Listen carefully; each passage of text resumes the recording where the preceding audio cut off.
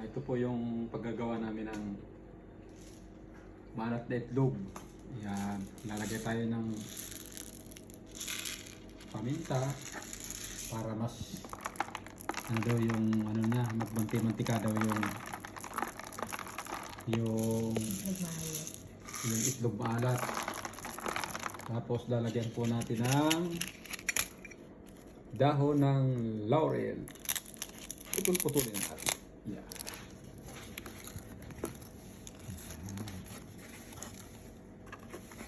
Alright.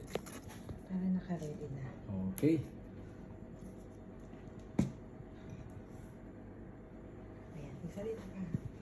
Hintayin lang natin yung tubig.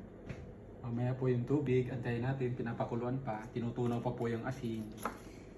Sak natin Bye-bye. ilagay. Huwag mo na pakuluan doy.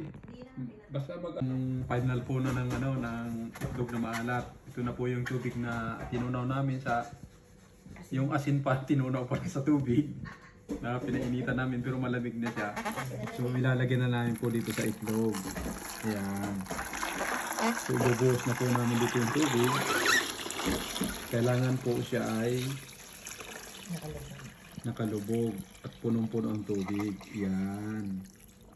Yan, kita nyo po namumula-mula ang sabaw. Yan. So kailangan meron tayong pang dagan dyan para lumubog lahat ang itlog.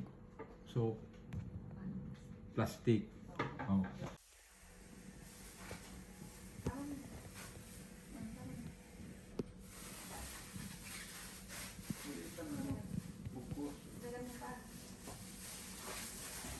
Bukit eh.